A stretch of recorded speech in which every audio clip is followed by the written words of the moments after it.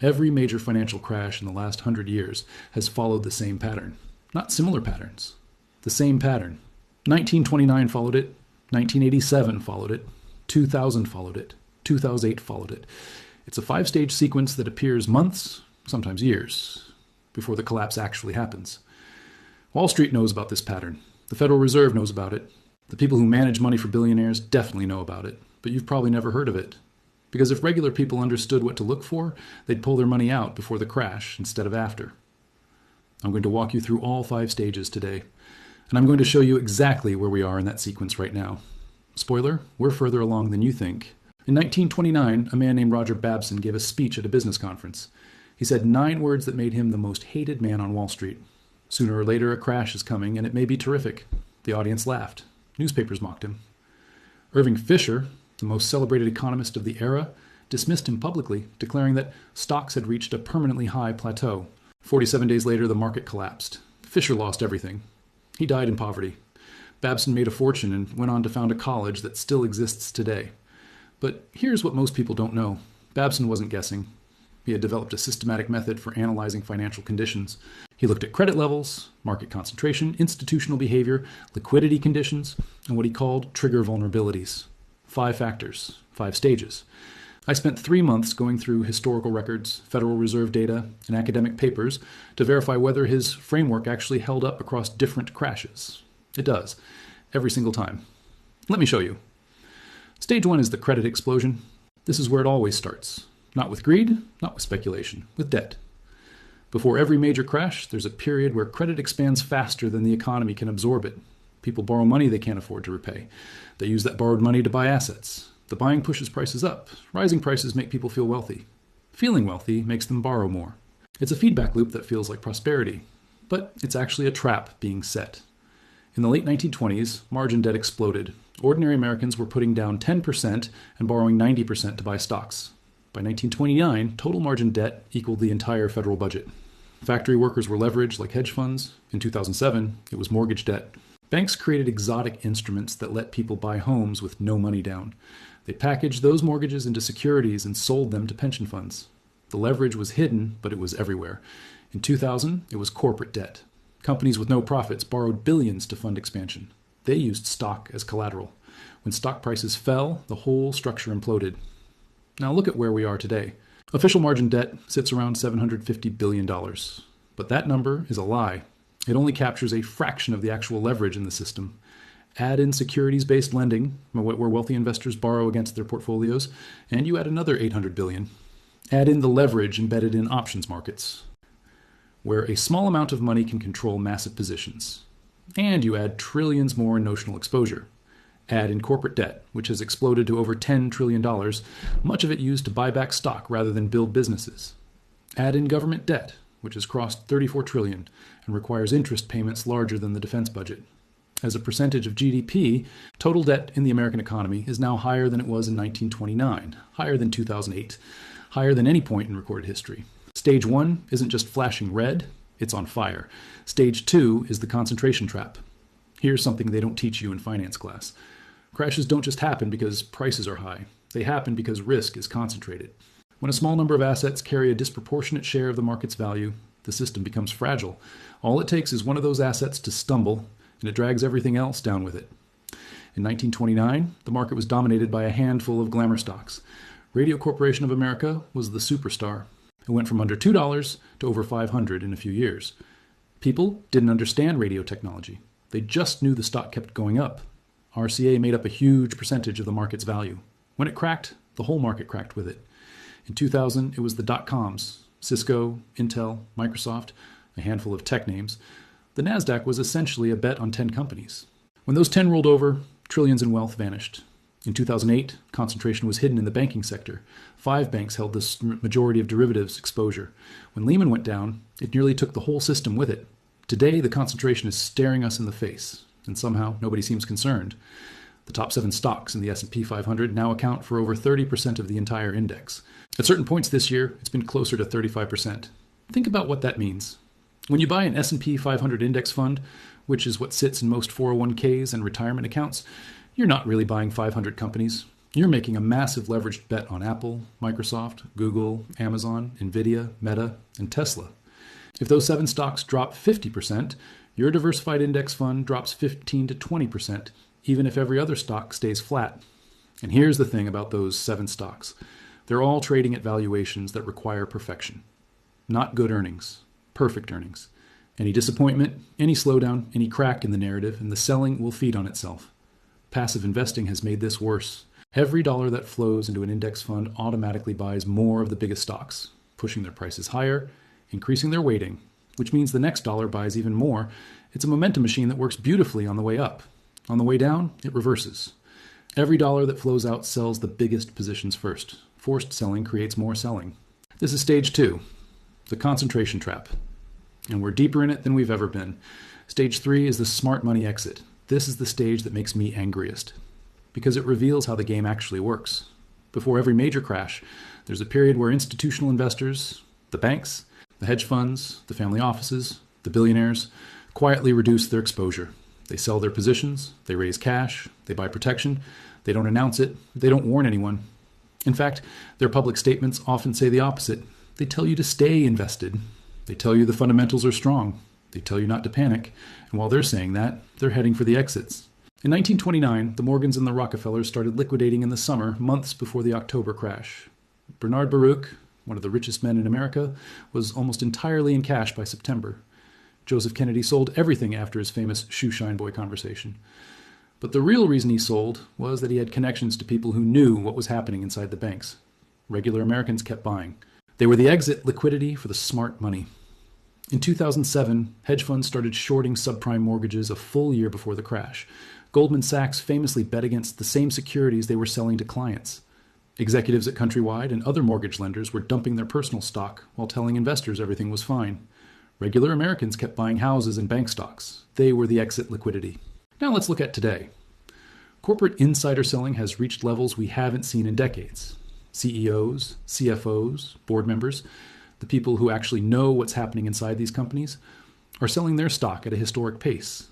The ratio of insider selling to insider buying is at extreme levels. For every insider buying shares of their own company, multiple insiders are selling. Meanwhile, retail investors, regular people, have been pouring money into the market. Robinhood accounts, 401k contributions, passive index flows, record amounts. The smart money is selling. The regular people are buying. This is not a coincidence. This is the pattern. This is how it works every single time.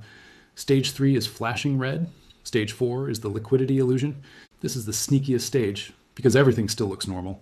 Prices are stable or even rising. Trading volumes are healthy. Nothing seems wrong. But underneath the surface, the liquidity that supports the market is draining away. Liquidity is like oxygen for financial markets. When there's plenty of it, everything functions smoothly. Buyers and sellers can transact easily. Prices adjust gradually. Shocks get absorbed. When liquidity disappears, markets stop functioning. Prices don't adjust gradually. They gap. Small sell orders move prices by huge amounts. Feedback loops take over. The crash feeds on itself. In 1928 and 1929, the Federal Reserve raised interest rates and tightened monetary conditions. They were trying to cool off speculation. What they actually did was drain the liquidity that was supporting asset prices. For a while, nothing happened, and the market even kept rising. People thought the Fed's tightening didn't matter. Then October came, and when selling started, there was nobody on the other side. The bids just vanished. Stocks didn't decline. They went into free fall because there was literally no liquidity. In 2007 and 2008, the same thing happened. The Fed had been raising rates. Credit conditions were tightening. But the stock market stayed high. Housing prices stayed high. Everything seemed fine. Then Bear Stearns collapsed, then Lehman. And suddenly everyone realized the liquidity was gone. The market dropped 50% in months. Now look at today. The Federal Reserve has raised interest rates at the fastest pace in 40 years. They've gone from 0 to over 5% in less than 2 years. They've been running quantitative tightening, pulling hundreds of billions of dollars out of the financial system. And yet the stock market is near all-time highs. People think this means the tightening doesn't matter. They think we've achieved a soft landing. They're wrong. The stress is already showing. In March 2023, 3 major banks failed in a single week. Silicon Valley Bank, Signature Bank, First Republic. These weren't small institutions. They failed because of a liquidity crisis caused by rising rates. The Fed had to step in with emergency lending programs. They essentially printed money to backstop the banking system while claiming they weren't doing a bailout. Those emergency programs are temporary patches. They don't fix the underlying problem, they just delay it.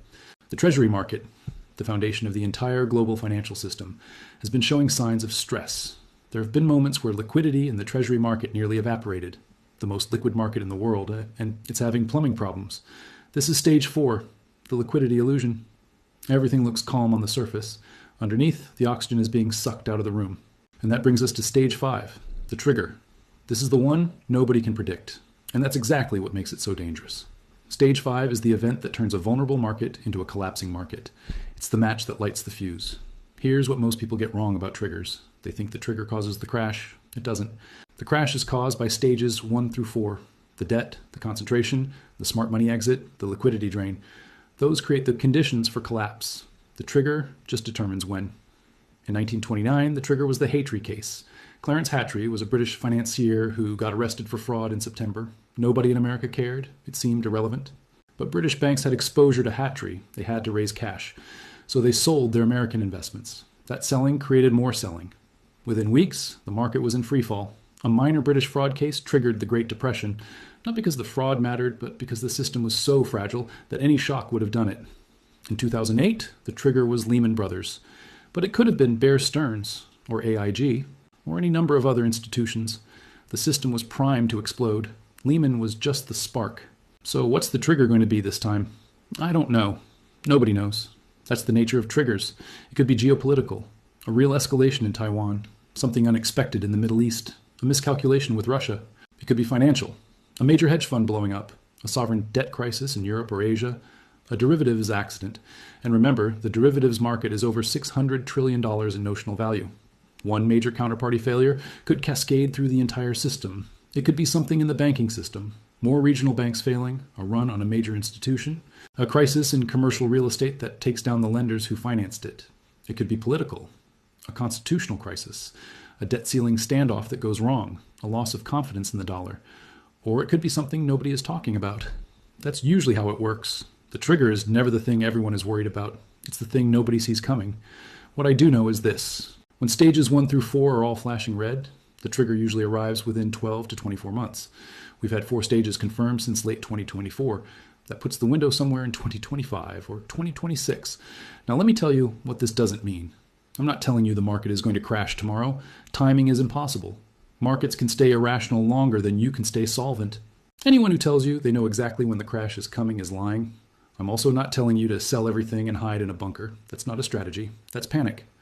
What I am telling you is that the conditions which preceded every major crash in the last 100 years are present right now. All 5 stages are either active or imminent. This is not normal. This is not a drill.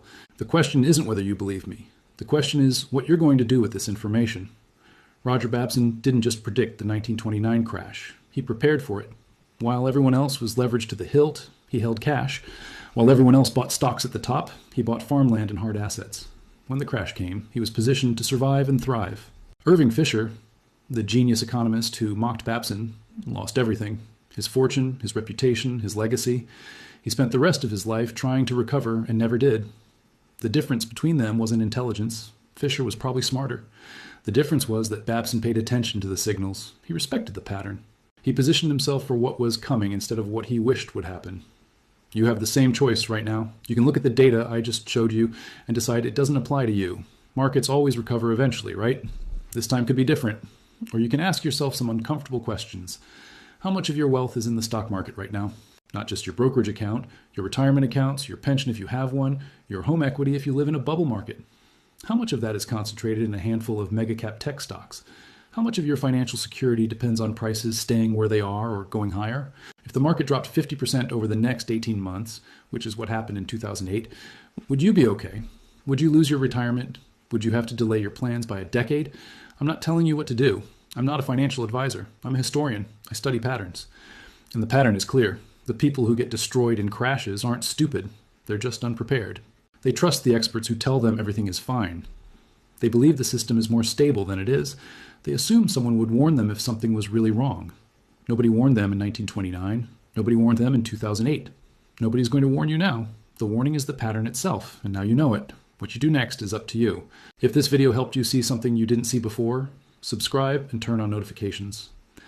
I'm going to be breaking down each of these 5 stages in more detail over the coming weeks, including the specific data points you can track yourself. Knowledge isn't power. Applied knowledge is power. The crash of 1929 didn't have to destroy so many lives. The signals were there. The pattern was clear. People chose not to see it. Don't make the same choice.